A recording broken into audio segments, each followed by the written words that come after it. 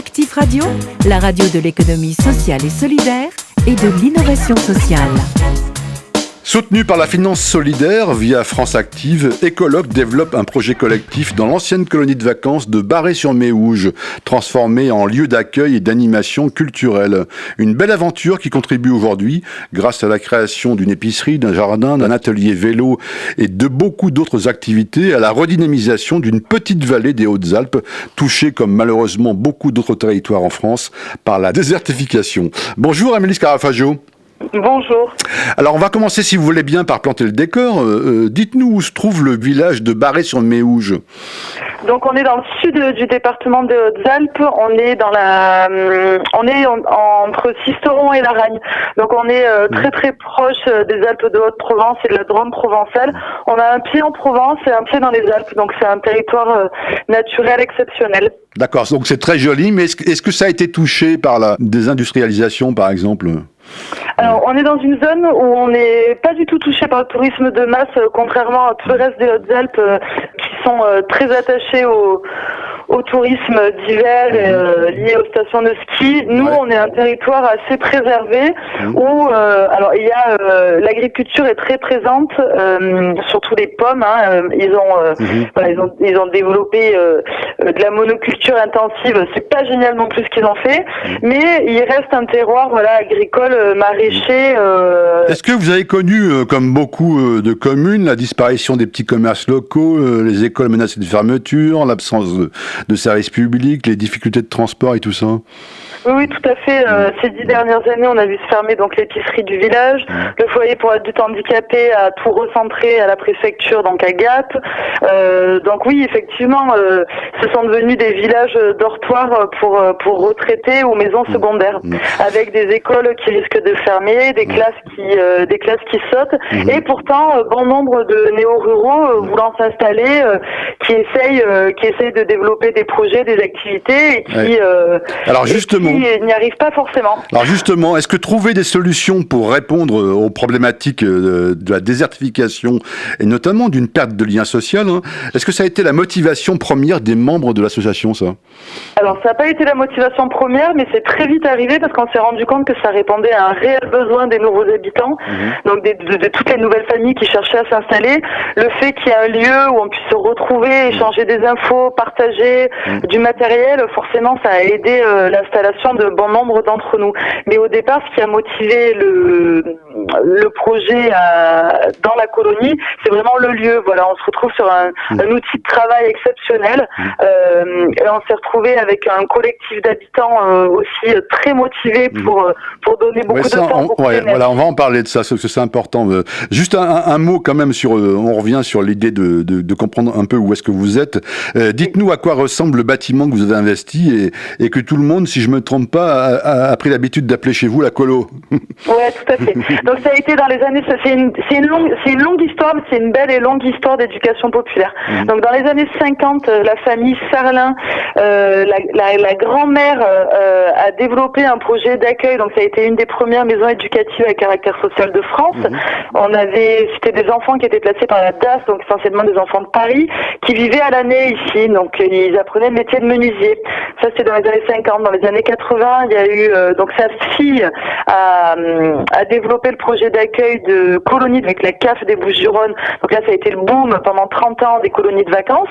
Ensuite est venu se greffer des formations d'éducation populaire, donc BAFA, pendant pareil encore plusieurs dizaines d'années. Et en 2010, ils ont fermé les robinets. Ça a commencé à se casser la figure. Et ce projet d'accueil de jeunes depuis les années 50 a été toujours mené par cette famille Sarlin, qui est une famille exceptionnelle, et ils ont décidé d'arrêter en 2010. Donc on se retrouve sur un bâtiment des années 50-70, un peu soviétique, pas du tout isolé, à la fois assez moche d'un point de vue esthétique, mais d'une praticité pour accueillir des groupes sans égal. Avec des cuisines équipées professionnelles, des salles d'activité, 80 couchages, on a 1200 mètres carrés. Génial, donc c'est bien. Tout équipé en fait, on est arrivé sur le site. La famille l'avait très très bien entretenu. C'est resté fermé 5 ans, mais nous on a pu le réouvrir, assez facilement dans le sens où il n'a pas été vandalisé, dégradé, toujours bien entretenu. Donc voilà, on a eu cette chance. Est-ce que beaucoup de gens de la vallée ont adhéré avec, on pourrait dire, un certain enthousiasme à ce projet ? Oui, alors au départ, il y a eu une certaine émulsion, il y a eu beaucoup de moments de réunions, de concertation, donc en 2014, où là, chacun venait avec ses idées, ses projets. Donc au départ, c'est un peu parti dans tous les sens, atelier de transformation, crèche, voilà, on a fait un peu le diagnostic de territoire, et puis après, en fonction des gens qui ont pu rester sur du long terme, parce que le premier accueil de groupe qu'on a fait, s'est fait que en fin 2015, début 2016. Donc pendant 2 ans, 3 ans, on a participé bénévolement à beaucoup de chantiers, à rechercher des financements, à développer, à écrire beaucoup de demandes de subventions. Donc au final, pas tout le monde n'est resté, et il y a certains projets qui n'ont pas pu avoir lieu parce que notamment on n'avait pas le soutien de la commune ni de la communauté de communes. Donc tout ce qui était service à la population, entre guillemets, lié aux compétences, on va dire, de notre commune ou de notre interco, sans leur aide financière, on ne pouvait pas. C'est-à-dire développer un projet d'accueil jeune, par exemple, ou de centre de loisirs. Si la Comcom ne nous suivait pas, ou la commune, financièrement, c'était pas. Alors, est-ce que ça a évolué au fil des ans ou pas, alors ? Pas trop, non. D'accord. On partage pas la même vision du développement local. Voilà, nous, on a une démarche assez alternative et très proche, plutôt du parc régional des Baronnies provençales, avec qui, par contre, on intervient énormément parce que voilà, on est engagé sur de l'éducation au territoire. Mais voilà, on partage pas du tout la même vision de l'économie sociale et solidaire. Voilà, au moins, c'est clair. Alors, 2014, ça a démarré. On est en 2019. Aujourd'hui, c'est quoi les activités que vous proposez ? Donc l'activité principale, c'est l'hébergement de groupes. On accueille essentiellement des associations d'éducation populaire, d'économie sociale et solidaire qui viennent organiser des stages, des rencontres professionnelles, des séminaires, des formations.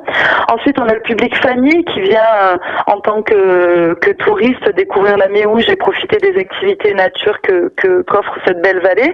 Et pas mal de randonneurs, VTTistes aussi, voilà, qui profitent du lieu. Ensuite, on a développé une épicerie, parce que donc l'épicerie du village avait fermé.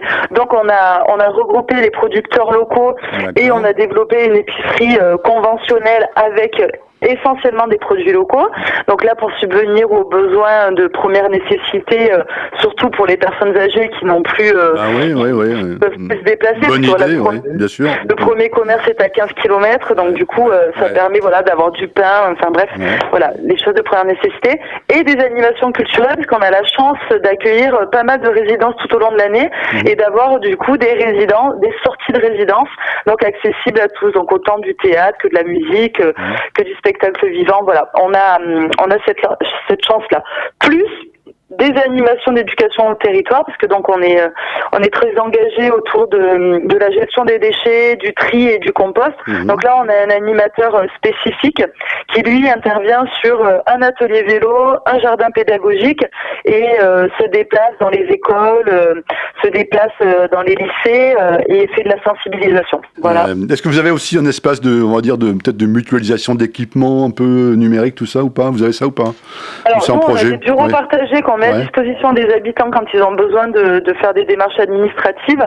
Après, au niveau technologique, on va dire qu'on est quand même sur du basico-basique. Non, mais genre, si quelqu'un a besoin d'envoyer un mail, d'imprimer quelque chose, c'est possible aussi. On a une salle d'Euro Pro avec des ordinateurs accessibles, ce qu'on appelait à l'époque les cybercafés. Voilà. Non, mais c'est bien.